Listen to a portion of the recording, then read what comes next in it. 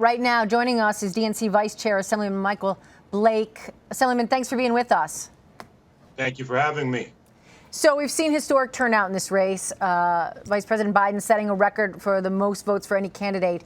And I think that everyone predicted that this would be this close, but now we're still in close race in 6 key states. How does what you thought was going to happen compared to this reality that's happening? How do the two compare?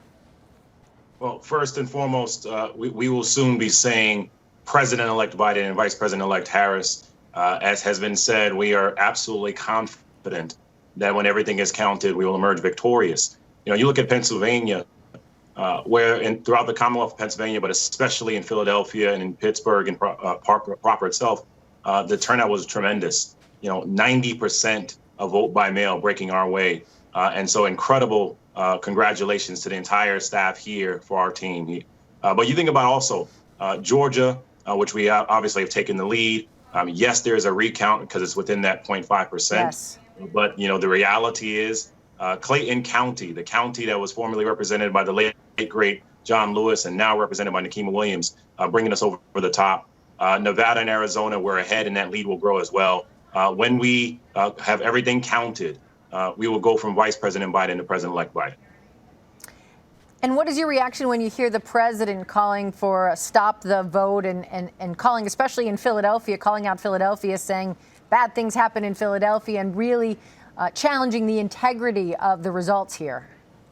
Well, clearly, great things happen in Philadelphia. And if you stop the count, it's not going to stop what's happening, which is Biden and Harris are winning. He'll have plenty of time when he's the former president to be able to watch Fresh Prince of Bel-Air and all the other great things that emerge out of Philly. And so the nonsense that we're hearing on the other side, unfortunately, instead of trying to heal our country and communities, it's been a continual attack on the Black communities in Philadelphia and Detroit and Milwaukee and Atlanta, the Latino communities in Allentown, Lehigh Valley, and in Arizona and Nevada. But it won't matter because what we're seeing is by the day, by the hour, the continual progress that's happening for our campaigns. And I heard you mention this earlier, and it's important. In terms of the separation of the ballots in the case there's a legal threat, and incredible congratulations for the leadership of Josh Shapiro, your AG, preparing and thinking about this as well. That's just in the event that there are challenges and that you can have them separated out to be aware of that.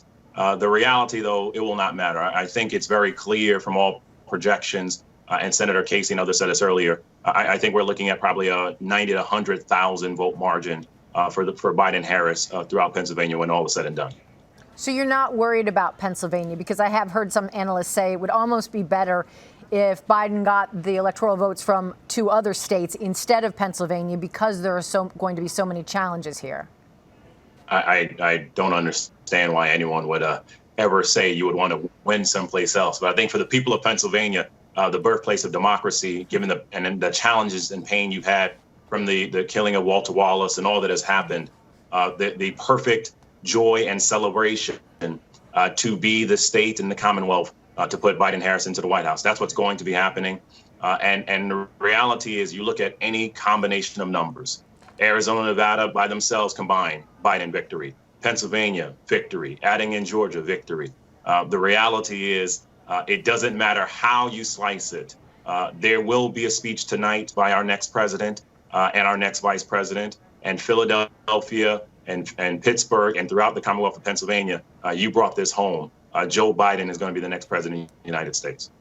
Assemblyman, you mentioned healing. I think moving forward, even if that indeed does happen, and we hear that speech tonight from the Chase Center in Wilmington, there's still a lot of work to be done, because I feel like we're where we were 4 years ago. There's a very divided country. People feel very passionately on both sides. So how do you move forward? Well, it's absolutely legitimate that we have to heal. I had the honor of working for President Obama and Vice President Biden on both campaigns in the White House. People remember even in that, while it being a mathematical landslide, we only received 53% of the vote. So there were still divisions in the country.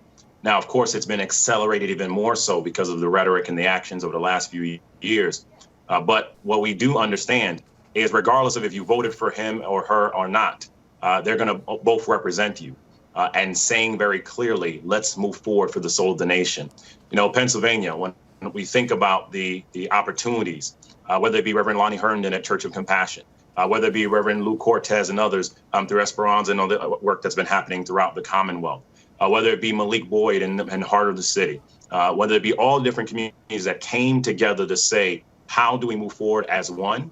We're watching that and we're seeing that. And so it won't be easy. However, Pennsylvania and Philly, anything that you really care about is not easy. And this is about going, as we said this past Sunday, when I had the opportunity to be one of the two to introduce our next president.